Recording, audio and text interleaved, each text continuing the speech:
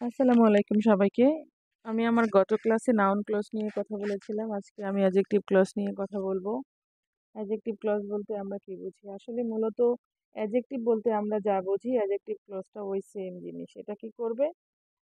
এটা নাউন অথবা প্রোনাউন সম্পর্কে অতিরিক্ত তথ্য দিবে। অতিরিক্ত তথ্য দিবে। এই অথবা নাউন বা প্রোনাউনকে মডিফাই করবে। মডিফাই করবে। এই তো এই হচ্ছে এর কাজ।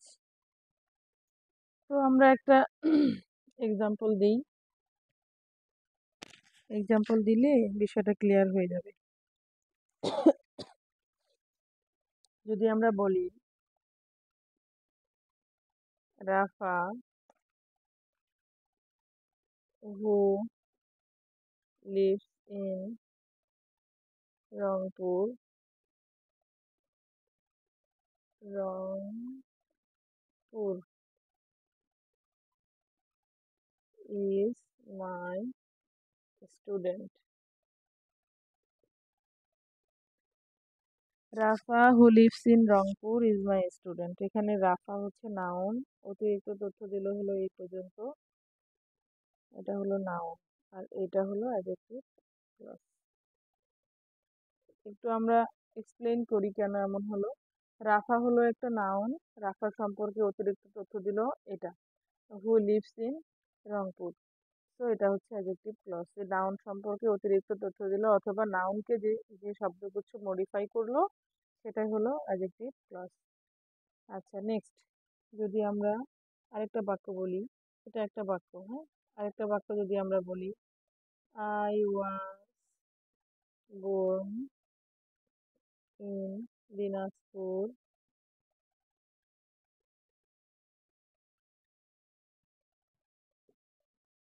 I was born in Dinajpur, which is an old city.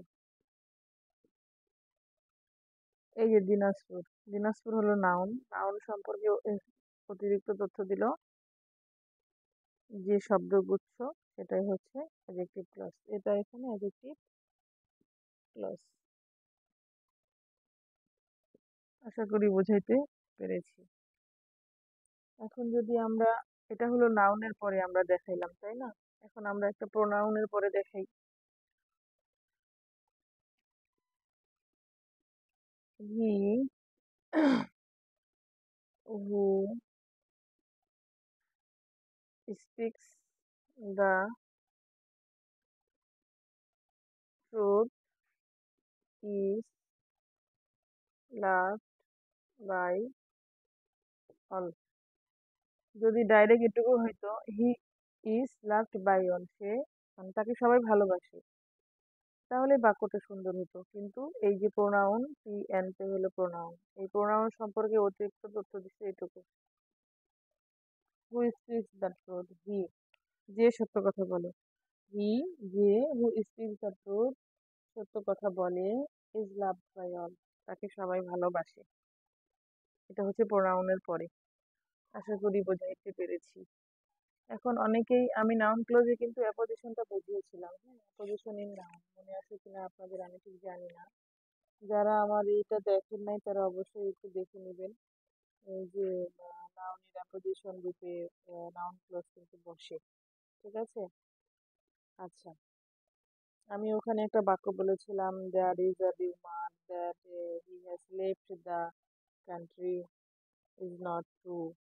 এখানে হচ্ছে that he has left the country, এটা কি ক্লজ? এটা হচ্ছে নাউন ক্লজ। তো অ্যাপোজিশনটাকে অনেকেই ভুল করে অ্যাডজেক্টিভ ক্লজ মনে করে। তো এইটা একটু আমি দুটোর মাঝখানে পার্থক্যটা দেখিয়ে দিচ্ছি, হ্যাঁ। সবাই একটু ভালো করে আমরা লক্ষ্য করি, তাহলে আশা করি আমরা অ্যাপোজিশনটাকে অ্যাডজেক্টিভ ক্লজ মনে করে ভুল করব না। এই যে নাউন ক্লজ এটা। The news that he is dead is not true. The news that he is dead is not true. এই যে দ্যাট হি ইজ ডেড, এটা হলো নাউন ক্লজ। কেন নাউন ক্লজ বলছি। আচ্ছা, অ্যাডজেক্টিভ ক্লজটাও আগে লিখি। অ্যাডজেক্টিভ ক্লজ, অ্যাডজেক্টিভ ক্লজটা the news which he told me is not true. এই যে হুইচ হি টোল্ড মি, এটা কেন অ্যাডজেক্টিভ ক্লজ আমরা একটু দেখি। এটা হচ্ছে অ্যাপোজিশন আকারে বসেছে। হ্যাঁ, এটা হচ্ছে অ্যাপোজিশন আকারে বসেছে। দা নিউজ সম্পর্কে, মানে দা নিউজটাই হলো, ইউজটা দিই নাই না, দা নিউজটাই হলো দ্যাট হি ইজ ডেড। মানে এই দুইটা হচ্ছে সেম, এটার বিকল্প এটা, এটার বিকল্প এটা, সেম জিনিস। দা নিউজটাই কি, হি ইজ ডেড, সে যে মারা গিয়েছে, এটাই আসলে নিউজ। কিন্তু এখানে কিন্তু তা না, নিউজ আলাদা, সে আমাকে বলেছে এটা আলাদা, এই দুইটা এক জিনিস নয়। ঠিক আছে, এটা অন্য কোনো কথাও সে আমাকে বলতে পারে, যে সে মারা গেছে, ওটাই তো নিউজ না। আরো অনেক কথা থাকতে পারে, সেটা সেটা সেটা সে আমাকে বলতে পারে। তো যদি একই রকম হয়, সেক্ষেত্রে হচ্ছে মানে এই নিউজটাই যদি এটা হয়, আর এটাই যদি এই নিউজ হয়, তাহলে সেটাই হচ্ছে নাউন ক্লজ। আর এটা এই নিউজ সম্পর্কে অতিরিক্ত তথ্য দিল, যে সে আমাকে যা বলেছে, এটা হচ্ছে অ্যাডজেক্টিভ ক্লজ। আশা করি বুঝতে পেরেছি। এটুকুই। আরেকটা জিনিস তো আসলে খুব তাড়াতাড়ি আয়ত্তের মধ্যে চলে আসে না, একটু বুঝতে হয়, একটু সময় লাগে, বারবার প্র্যাকটিস করতে হয়। Practice makes a man perfect, এটা বলা হয় সব সময়। ইংলিশে একটা প্রভাব রয়েছে যে practice makes a man perfect. তো তোমরা বেশি করে প্র্যাকটিস করো, বিভিন্ন বইগুলো একটু ঘেটে ঘুটে দেখো। গ্রামার বই তো আসলে বাংলাদেশের গ্রামার বইয়ের তুলনায় ইংলিশে যে গ্রামার বইগুলো লেখা, যেমন পিসি দাসের বই আছে, রেন মার্টিনের বই আছে, এই বইগুলো খুবই জনপ্রিয়, খুবই ভালো। আর আমাদের বাংলাদেশে তো সাধারণত ওই যে চৌধুরী এন্ড হুসাইনের বইটা অনেকেই ফলো করে, অ্যাডভান্সটা। তারপরে চাকরির ক্ষেত্রে তো মাস্টারটা ভালো, সস ভালো, এসব স্যারের। তারপরে আরো অনেকগুলো বই রয়েছে, আমি বইয়ের বিজ্ঞাপন করছি না, জাস্ট আমার মনে হচ্ছে যে বইগুলো আমি পড়েছি।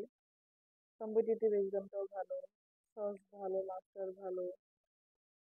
তো যে কোনো একটা থেকে আসলে মোটামুটি পড়লেই হয়। তবে আমরা তো ছোটবেলা থেকে যে গ্রামার গুলো পড়ে এসেছি, এইগুলো যদি আমরা আর একটু ভালো করে দেখি, সহজ ভাষায় যেগুলো দেওয়া আছে, আমার মনে হয় খুব কঠিন কিছু না। সবাই একটু মনোযোগ দিয়ে পড়লেই অ্যাডজেক্টিভ ক্লজটা খুব ইজিলি সবাই শিখে যেতে পারবা।